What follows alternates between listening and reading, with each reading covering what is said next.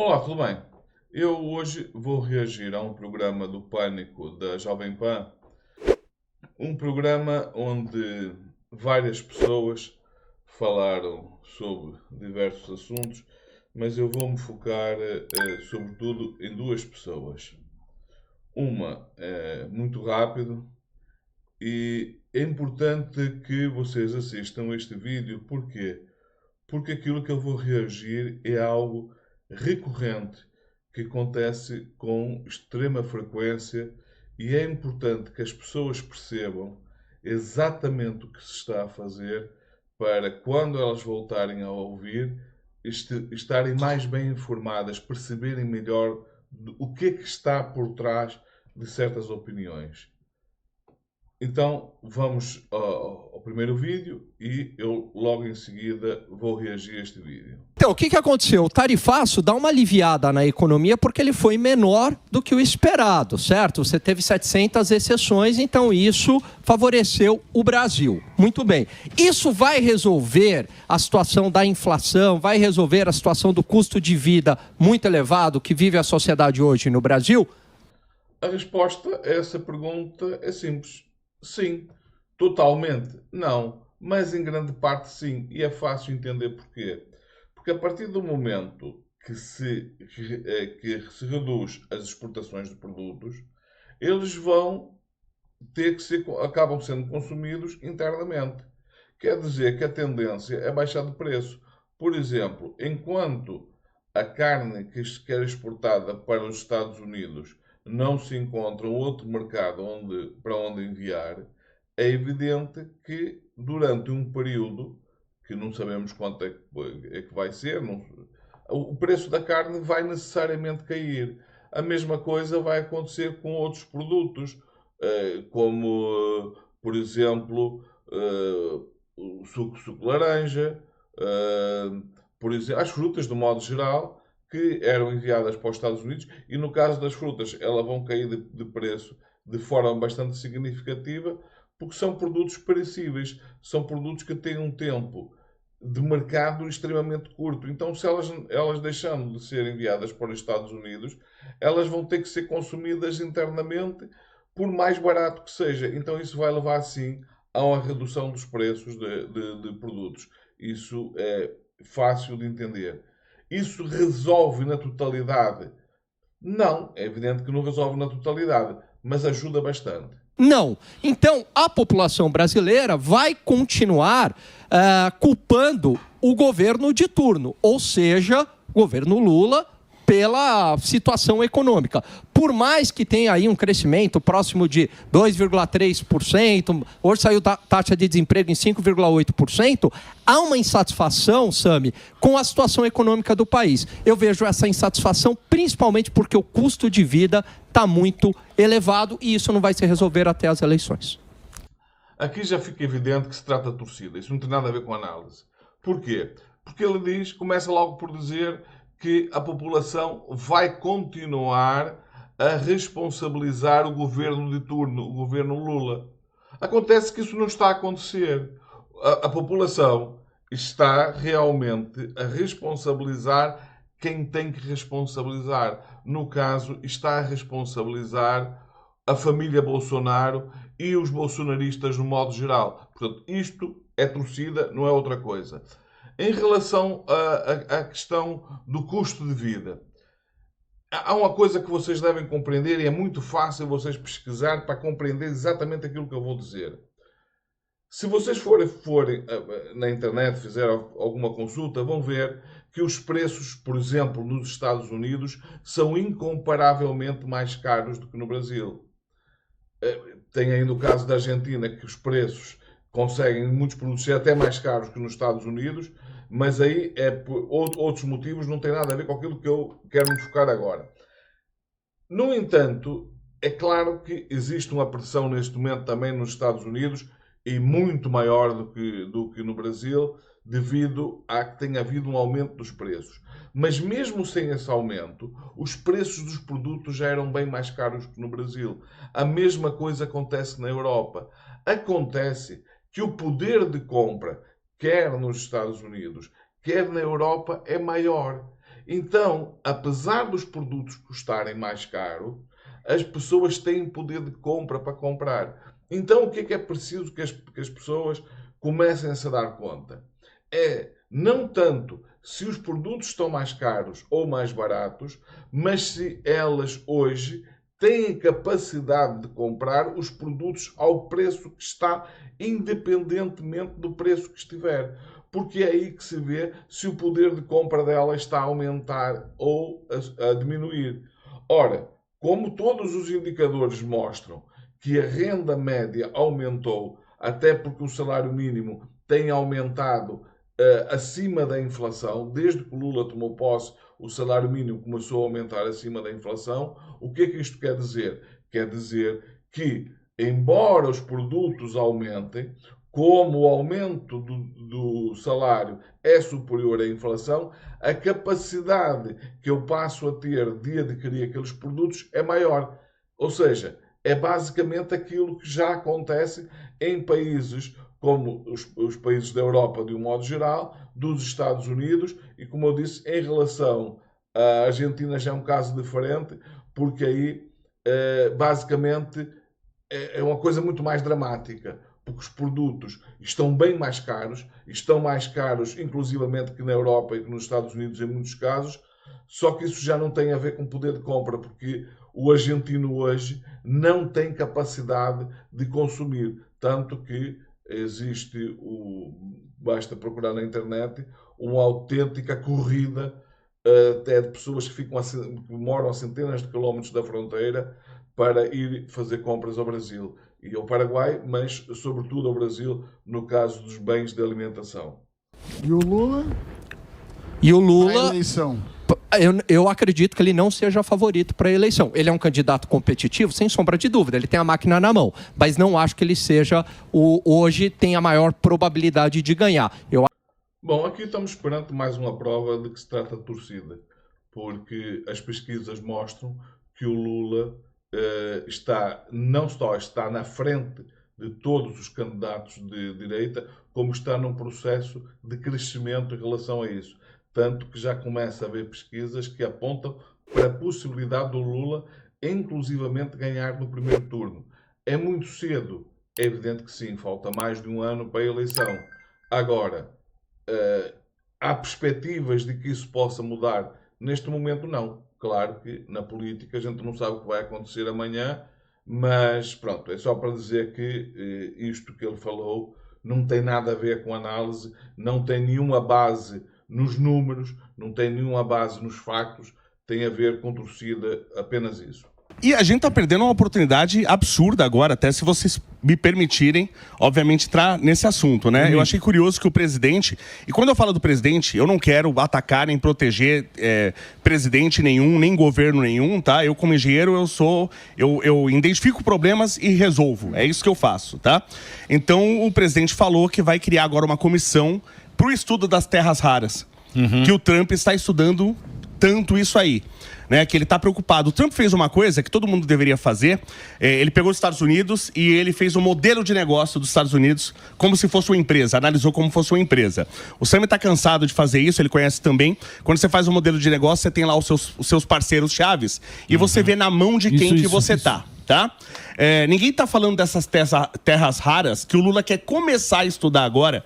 Pediu para fazer uma comissão, não precisa. Se alguém puder passar o WhatsApp meu para ele, eu explico isso para ele, pelo amor de Deus, tá? Como, por exemplo, os Estados Unidos é dependente, absurdamente dependente disso. Terras raras, sem terras raras agora, a América, do jeito que a gente conhece, ela colapsa, ela acaba. Você não tem... É o quê? Nióbio? O que a gente... Eu já falei do nióbio, já, pô. Bolsonaro falava isso. Do nióbio, mas não é nióbio. O que é? Quando você pega a tabela... Primeiro, não são terras e não são raras, tá? Já pra começar. São metais, tá? São 17 metais. Quando você pega a tabela periódica, não tem aquelas duas linhas lá embaixo? Certo. A gente só tira da tabela periódica e coloca lá embaixo pra ela não ficar absurdamente larga. Basicamente isso. Então é aquele grupo lá dos lantanídeos, aquela primeira linha lá embaixo e dois elementos em cima do lantânio. São metais. São 17... Bom, vamos fazer aqui uma primeira pausa para falar do seguinte. Primeiro ele começa a dizer que não vai atacar o presidente.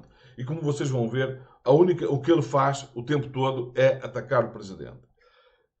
Depois ele fala da questão do Lula propôs fazer um estudo. Ele distorce tudo aquilo que o Lula disse.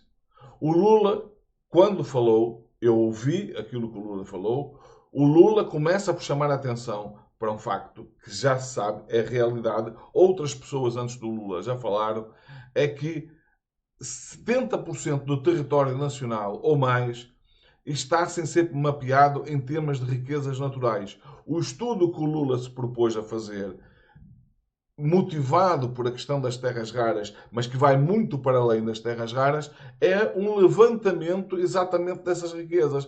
Para quê? Porque se eu pretendo fazer alguma coisa, se qualquer projeto que a pessoa pretende fazer, tem que começar exatamente por isso. Saber o que tem.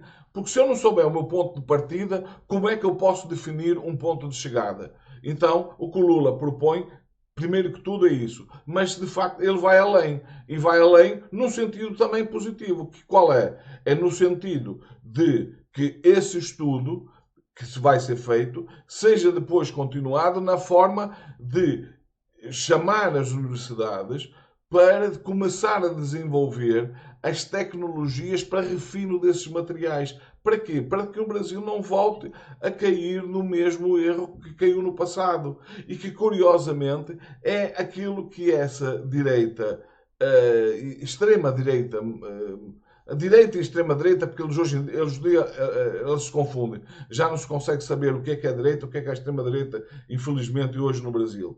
Então, o que é que o Lula se pretende? Que se desenvolva o estudo para refinar esses materiais, para evitar que, como acontece com o petróleo, em que o Brasil exporta o petróleo em bruto e depois importa o produto refinado por 2, 3, 4 vezes o valor da matéria-prima, ou eventualmente até muito mais, na forma de combustíveis, de óleos, de fertilizantes e por aí afora.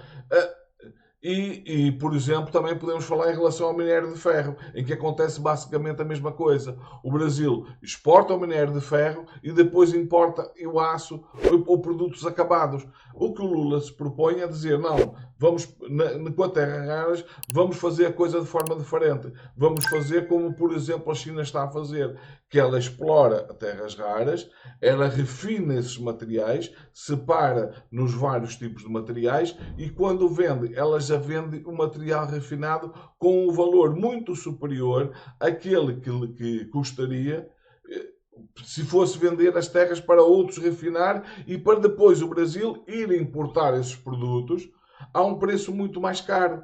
Quem consegue ser contra isso não faz sentido. Então, como não é possível ser contra isso, o que é que ele faz? Ele distorce a ideia e diz, de uma forma extremamente arrogante, não é preciso fazer estudo nenhum, basta ligar para mim que eu lhe digo o que é preciso fazer. É claro que isto não tem pés na cabeça, não é assim que ele funciona, até porque ele não tem as informações. Porque se tivesse, não havia essa questão de apenas cerca de 30% do território nacional está mapeado em termos de riquezas naturais. Finalmente, há a parte em relação à questão do nióbio, em que fala, o Bolsonaro já falou disso. Primeiro, o Bolsonaro não foi o primeiro a falar disso. Quem durante anos praticamente só falava disso era o Enéas, e o Bolsonaro o que fez foi repetir aquilo que o Enéas fazia, e tanto um como o outro estavam a falar daquilo que não sabia, estavam a falar besteiras. E no caso do Bolsonaro, isso se torna evidente, porque ele a vida toda falava sempre da questão do nióbio, e quando ele foi para o governo, o que é que ele fez? Ele continuou a falar do nióbio. A questão que se coloca é o seguinte, quando você está fora do governo, a única coisa que você pode falar é chamar a atenção para coisas em que você acredita. Mas uma vez que você está no governo, aquilo que se espera que você faça é que você resolva o problema que você identificou enquanto estava fora dele. E a questão que se coloca é, o que é que o Bolsonaro fez para mudar isto? Absolutamente nada. Porque ele não faz a menor ideia do que é preciso fazer. Ele pura e simplesmente repete uma narrativa que não reproduz aquilo. E no governo ou fora do governo, para ele é o mesmo, porque como ele não faz a mínima ideia do que fazer, ele não sabe, o poder lhe cai na mão e ele não sabe o que fazer com ele, tanto que não se conhece nenhum projeto do Bolsonaro durante os 4 anos do governo dele.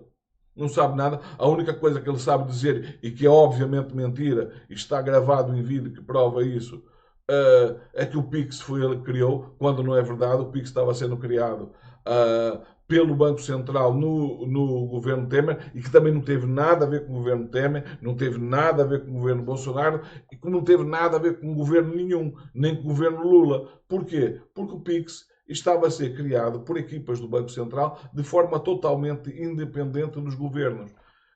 Mas pronto, o Bolsonaro, durante esses 4 anos que fez no governo, não se conhece ninguém, nem entre os bolsonaristas, são capazes de apontar um único projeto, uma única ideia. Em relação à questão do nióbio, isso então fica flagrante. Só para vocês terem uma ideia, a área militar, não existe um avião a jato, civil ou militar, que ele não dependa de terras raras nos Estados Unidos. Não existe nenhum.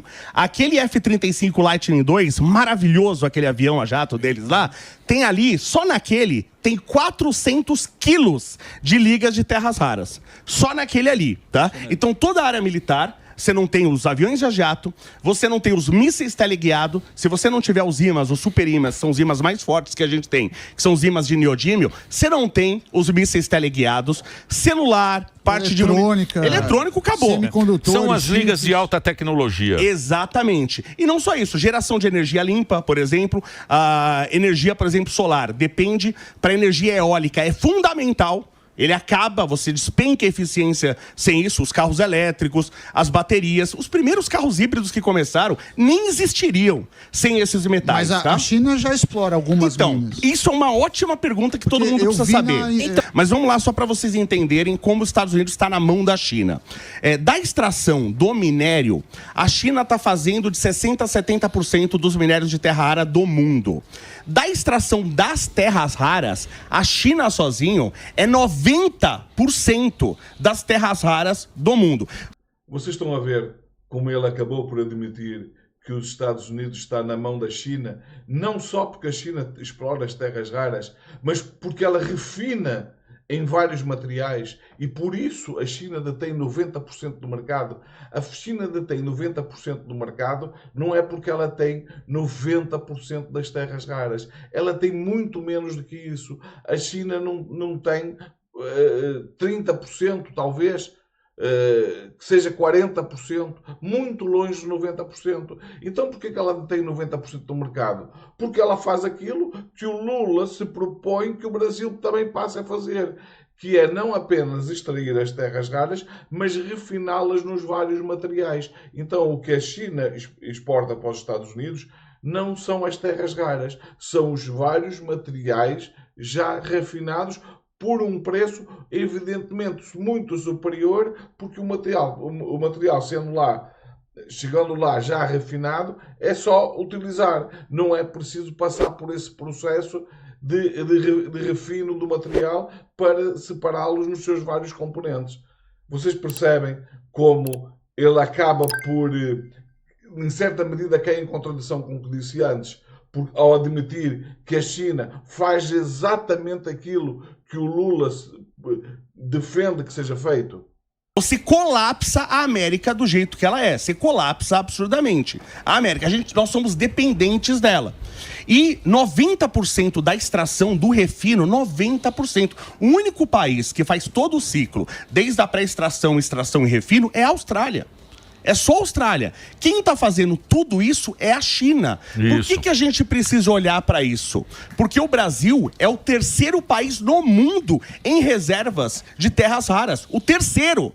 A Groenlândia, que o Trump estava querendo invadir, tem muito pouco perto da gente. A gente era para estar produzindo isso agora. É que está exposto o suco do viralatismo.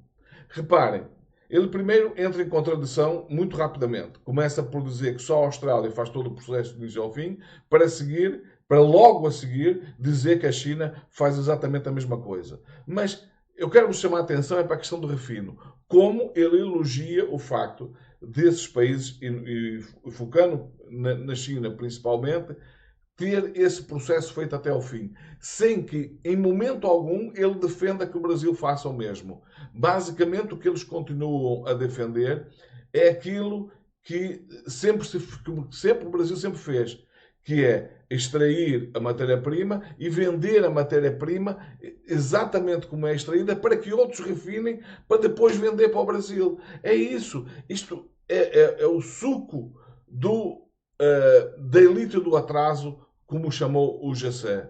O Jessé Sousa escreveu um livro chamado A Elite do Atraso, que deveria ser lido por toda a gente, porque nele ele espelha esse viralatismo que compõe essa elite com muitas aspas, porque não se pode chamar elite a esse tipo de gente. Elite representa o melhor entre os melhores.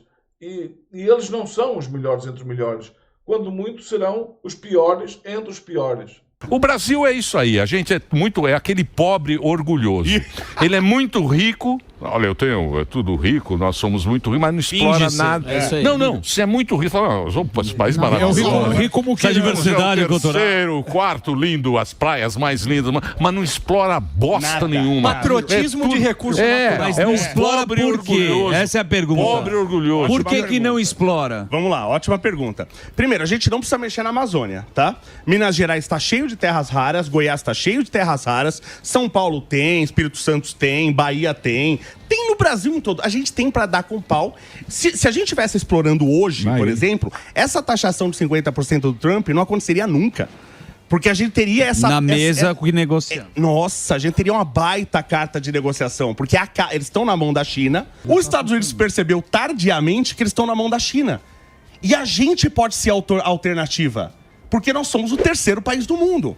Agora, qual que é a dificuldade? A dificuldade para a gente começar hoje. Primeiro que o presidente não sabe nem o que são terras raras. Ele vai fazer uma comissão. Essa parte aí da jornalismo ou torcida. Porque você acompanhou aqui que no consórcio todo mundo tá tirando sarro. O Eduardo Bolsonaro, Paulo Figueiredo, papapá. A gente tem no nosso consórcio um jornalismo ou uma torcida? Pergunta boa. Veja hoje no Globo Repórter.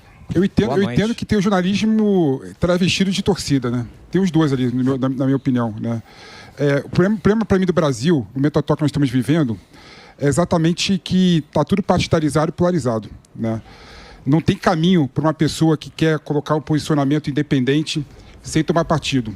É muito difícil você racionalizar uma situação de modo objetivo, porque ou você é isentão, ou você não quer se posicionar, ou você está errado simplesmente porque você não toma partido, né? Está errado. Então há uma Está errado, sim, senhor. Está errado. Porque tem o certo e o errado. E você tem que estar sempre do lado certo. Não tem vários caminhos, não. Só tem o certo e o errado. Não vem com essa conversa, não. Essa conversa é uma conversa boa para parecer oportunista. Aí sempre aparece um oportunista. As possibilidades do mundo, o Giro Léo pode concordar comigo aqui. 33, em 33... Por que só sim ou não? Em 33 apareceu a terceira via lá em 33. Falou que tinha um monte de possibilidade também. Não vem não. Tem o certo e o errado. E a gente sabe... Tem o certo e o errado. Mas tem vários certos, tem vários errados. A gente sabe... O povo sabe o que é o certo. Se deixar o povo decidir, o povo sempre sabe o que é o certo. A população sabe o que é certo e sabe o que é errado. Não, sabe o que é melhor e o que é pior. Todo mundo sabe o que está certo. Todo mundo sabe o que é errado e o que é certo. Chiquinho... Mas tem vários pontos que podem ser certos, vários pontos que podem ser errados. Não tem, não. Tem o certo e o errado. É errado você querer relativizar e querer reduzir tudo no sim ou no não, no certo e no errado. Tem várias possibilidades, várias multiplicidades. Tem um negócio que chama-se senso comum. Você é a favor da liberdade, não é? Claro, se for da liberdade, claro. Então aí não fica uma coisa subjetiva. Agora, o ponto que eu acho interessante é o seguinte: o pessoal fala, por exemplo, que o Brasil vive em censura hoje em dia. Eu lembro, por exemplo, de cabeça aqui, teve uma matéria que queriam fazer uma entrevista com o Lula preso, foi censurada. Antes do Bolsonaro, por exemplo. Esses casos de censuras sempre teve no Brasil. Nunca deixou de ter no Brasil. É errado? Claro que é errado. Agora, naquela época era ditadura, e agora é democracia, ou lá era democracia que era ditadura, aí a gente costuma pegar um caso... Você tá brincando, o cara não podia falar com o filho, pô. O cara não pode falar com o filho. Tá errado isso, então. Tá errado. Mas o Lula deu entrevista na prisão ou não? Não deu. Deu, lógico que deu. 12 entrevistas. A da Folha de São Paulo. Para de mentir. Para de mentir. Deu entrevista pro Reinaldo Azevedo, deu entrevista pra uma porrada de gente. Depois, muito depois. Depois das eleições. Então. Depois. Ué, mas ele deu entrevista na prisão ou não deu? Deu. Ele deu ou não deu? Isso aí você falou ditadura. Ele foi censurado. Se você pega qualquer fala do Bolsonaro e põe, os caras te ferram. Você ferra a Jovem Pan, se pegar o jornalismo foi censurado. Tem a dó. O jornalismo foi censurado naquele momento. Agora chegamos finalmente a uma parte em que tem aqui várias coisas para se falar neste vídeo. A primeira é pobre orgulhoso. Mas como assim? A partir de que valor é que a pessoa pode passar a ter orgulho?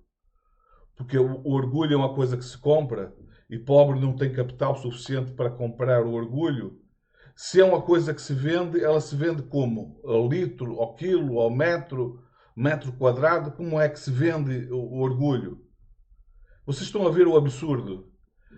O pobre não pode ter orgulho. Orgulho é uma coisa que só a pessoa que tem muito dinheiro pode ter. Só quem for considerado rico pode ter orgulho. Pobre não pode ter orgulho. Mas isto não faz nenhum sentido. Isto só mostra preconceito, mais nada. A seguir, o que é que eles dizem? O presidente não sabe o que são terras raras. Bom, até onde eu sei, isso não é condição para ninguém ser eleito presidente. Não conheço nenhum país que imponha como condição para alguém ser eleito presidente saber o que são as terras raras. Portanto, isto para mim isso não quer dizer absolutamente nada. E depois, a questão dele querer estudar para saber, mas isso não seria de louvar? Não faz sentido. Ele não sabe o que são as terras raras. Dizem a ele que é algo de extremamente importante em que pode potencializar bastante o crescimento do país, o enriquecimento do país. Uma vez que ele não sabe, como a grande maioria das pessoas não sabe do que é que se trata, não é exatamente esse caminho que tem que ser feito? Então eu vou criar uma comissão que vai estudar este tema e elas depois vão trazer para mim qual é a importância e qual é a melhor forma de explorar esse tema no benefício do país. Não vejo aqui nada de errado, mas claro, é sempre transmitido com essa ideia de que é errado, porque quando a esquerda está no poder, faça ela o que fizer, estará sempre errado para essa gente. Sempre. A seguir, quando é colocado a questão se o jornalismo, até onde eu entendi, o jornalismo na Jovem Pan, ou o jornalismo do modo geral, para mim não ficou claro se era torcida ou se era jornalismo. Bom, para mim ficou evidente, aliás, logo no início, eu chamei a atenção que aquilo não tinha nada a ver com o jornalismo, aquilo era torcida e ponto final. Depois, outra questão. Aquele maniqueísmo típico da extrema-direita, de que só existe dois lados. Se você não, ou está 100% de um lado ou 100% do outro. Ou está 100% certo ou 100% errado. O mundo não é assim. Às vezes, quando a pessoa defende uma tese qualquer, você é capaz de concordar com uma parte da tese e não concordar com outra. Você pode desenvolver uma tese que nem é a tese A, nem a B, nem a C. Isso existe no mundo de um modo geral. Até na ciência.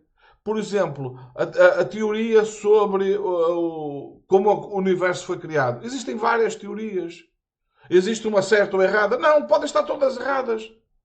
Tão simples quanto isso. Claro que não podem estar todas certas, porque elas são tão diferentes, não podem estar todas certas. Mas podem estar todas erradas. Não, mas o maniqueísmo é isto mesmo. O maniqueísmo é ou é preto ou é branco. E quem tem essa atitude de maniqueísmo, eles falam sempre da maneira que eles estão do lado certo. Só existe um lado certo. Qual é o lado certo? É o meu. Portanto, ou você está comigo e está do lado certo, ou você está contra mim e está do lado errado. Vocês percebem como essa gente é manipuladora da sociedade. Depois eles usam, não pode haver terceira via, que a terceira via conduz sempre a oportunismos que surgem, e depois ele usa como exemplo 1933, que foi, para quem não sabe, em 1933 foi quando o Hitler chegou ao poder. Bom, aí há várias questões. Em relação ao Brasil, quem é que aparece como oportunista e como, digamos, terceira via? Porque antes nós tínhamos duas vias, uma que era representada pelo Lula e o PT e outra pelo antigo PSDB, que o PSDB, um partido mais de centro-direita, e o PT, um mais centro-esquerda. Era esses os dois lados. Apareceu a terceira via, que é dessa extrema-direita representada por Bolsonaro. Então, se a ideia é esse oportunismo, eles só podem estar a falar de Bolsonaro. Eu não vejo alternativa a que não seja o Bolsonaro de que eles estão a falar. Porque em relação ao Lula não faz sentido falar em oportunismo, até porque o Lula está ligado na política desde o tempo ainda que os militares estavam no poder. Portanto, não é uma pessoa que surgiu agora oportunisticamente. O Bolsonaro, sim, que, embora esteja na política há muito tempo, foi sempre do baixíssimo clero. Era uma pessoa, sim, apenas uma figura caricata, a que ninguém dava grande importância, era usado mais como o palhaço de auditório para atrair pessoas que gostavam-se de divertir com os absurdos que ele falava. Pronto, e a dada altura, esses absurdos começou a parecer natural, as pessoas começaram a achar que faz sentido pôr no poder uma pessoa que diz os disparates que ele diz, e ele chegou ao poder. Portanto, se estão a falar de oportunismo, só podem estar a falar de Bolsonaro. Não vejo outra hipótese, é que não vejo mesmo outra hipótese a não ser isso. Portanto, é isto, quer dizer, temos um canal no meio de comunicação tradicional, canal de televisão, de rádio, e que é este o tipo de jornalismo que eles praticam. Porque se eles se assumissem de uma forma clara, atenção, nós estamos aqui para defender o princípio da direita radical.